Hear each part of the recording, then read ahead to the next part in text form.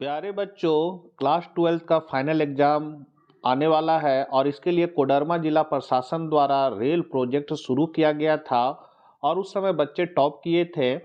उन्हीं प्रश्नों को मैं इस वीडियो के माध्यम से बता रहा हूं जो मॉडल क्वेश्चन कोडरमा जिला प्रशासन द्वारा जारी किया गया था। इसमें से हम लोगों ने इकोनॉमिक्स, ज्योग्राफी के प्रश्नों को देख लिया है। इतिहास का सेट 1 सेट 2 कंप्लीट हो चुका है, जिसका लिंक आपको डिस्क्रिप्शन में ऊपर आई बटन पर या इस वीडियो के लास्ट में मिल जाएगा। उस अगर नहीं देखे तो उसको देख सकते हैं। ये मॉडल सेट 3 है और अंतिम है इतिहास विषय का। देर न करते हुए आपसे रिक्वेस्ट है कि चैनल पर नए हैं तो जरूर सब्सक्राइब कर ले इसी तरह के वीडियो पाने के लिए। तो ऑब्जेक्टिव क्वेश्चन हम लोग शुरू करते हैं। पहला क्वेश्चन है, हड़प्पा सभ्यता का स्वरूप क्या है? तो हड़प्पा सभ्यता जो उस समय था वो शहरी सभ्यता थी, तो यहाँ ख हो जाएगा। गुजरात राज्य के कच्छ जिले में स्थित सुरकोटडा के सर्वप्रथम खोज की थी, तो ये जगपति जोशी ने की थी। एलोरा मंदिर के कैलाश मंदिर का निर्माण किस राजवंश ने किया था? तो राष्ट्रकूट ने। किस शिलालेख से अशोक के कलिंग विजय का पता चलता है? 13वें शिलालेख। भूमि दान का उल्लेख किसके अभिलेख में मिलता है? तो प्रभावती गुप्त। महाभारत कालीन समाज था, तो पितृसत्तात्मक। नाथ मुनि का संबंध किस धर्म से है? वैष्णव धर्म। बौद्ध धर्म के मुख्य ग्रंथ हैं पीटक। अशोक ने बौद्ध परंपरा में कितने स्तूप बनवाए? तो 84,000। किस तीर्थ यात्री को यात्रियों का राजकुमार कहा जाता है? हेन सांग। रेहला पुस्तक के लेखक कौन है? Ibn Battuta. निम्नलिखित में कौन सा कथन सही है? तो क है, मोहम्मद गौरी अपने अधिकार के बारे में कोई निर्णय नहीं ले पाया था और गौरी अपने कुटुंब के किसी व्यक्ति पर विश्वास नहीं करता था और गौरी का कोई बेटा नहीं था। ये तीनों कथन सही है। भक्ति आंदोलन को दक्षिण भारत से उत्तर भारत में लाने का श्रेय किस संत को दिया जाता है? तो रामानंद। फिर किस शैव संत का तवरम नामक संकलन है? तो ये हो जाएगा सुंदर। किस विदेशी यात्री ने महानवमी के डिब्बे को विजय का भवन की संज्ञा दी थी?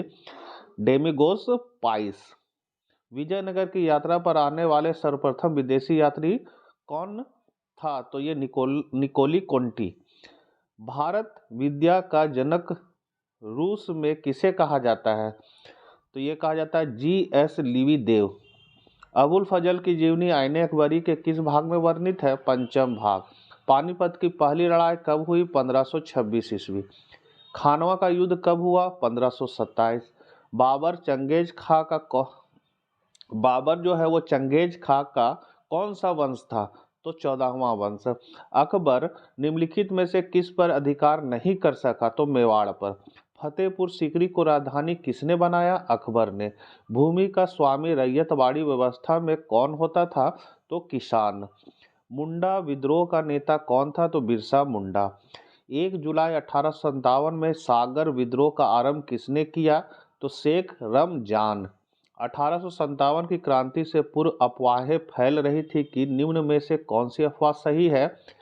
तो सभी अफवाहें सही है। सभी अफवाहें फैल रही थी कि कारतूसों में गाय व सुअर की चर्बी भरी हुई है, घी, आटा व शक्कर में गाय और सुअर की हड्डियों का चूरा मिलता है और गांव में चापातियों एवं छावनी में कमल फूल भेजे रहे हैं। 1857 की क्रांति का आरंभ कब हुआ था? 10 मई। किस सन में वास्को डी गामा भारत पहुंचा था? तो 20 मई 1998। और सॉरी 1900 बोलते 20 मई 1498। कालीकट में सबसे पहले पहुंचा था।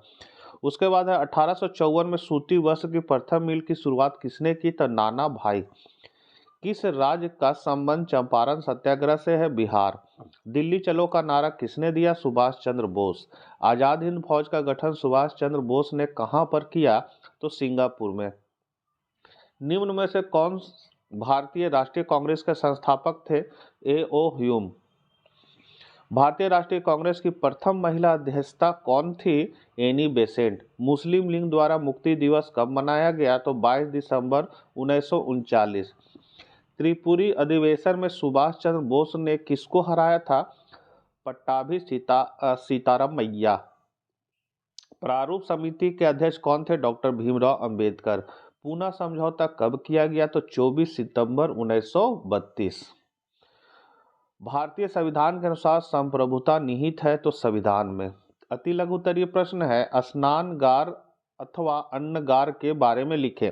तो स्नानगार है, यह मोहनजोदाड़ो के निवासियों के लिए एक महत्व सार्वजनिक स्थल था। यह स्नानगार 11.88 मीटर लंबा, 7.01 मीटर चौड़ा और 2.43 मीटर गहरा है।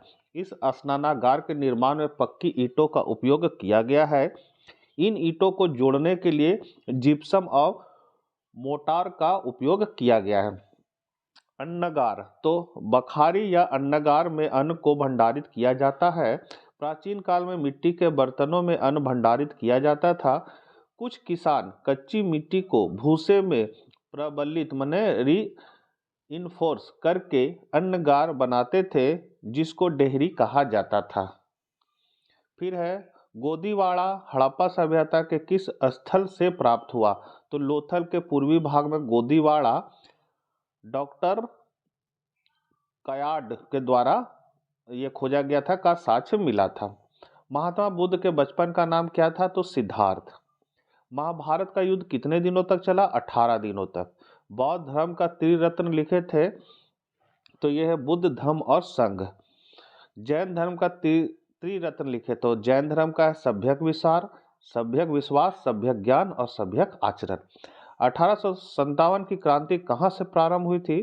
तो उत्तर प्रदेश के मेरठ से। यहाँ से लघु उत्तरीय आपका प्रश्न है, हड़प्पा सभ्यता की मोहरों का संक्षेप में वर्णन कीजिए।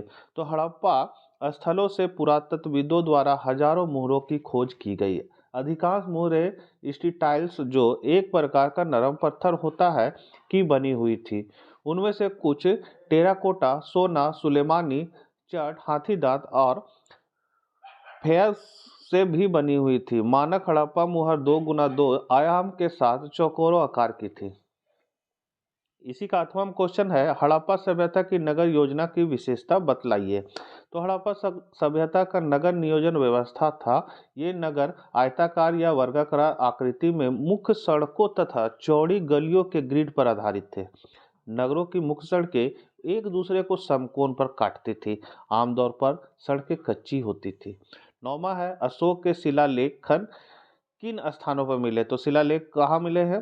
तो शिलालेखों और स्तंभ लेखों को 2 उप श्रेणियों में रखा जाता है। 14 शिलालेख सिलसिलेवार है, जिनको चतुर्दश शिलालेख कहा जाता है। ये शिलालेख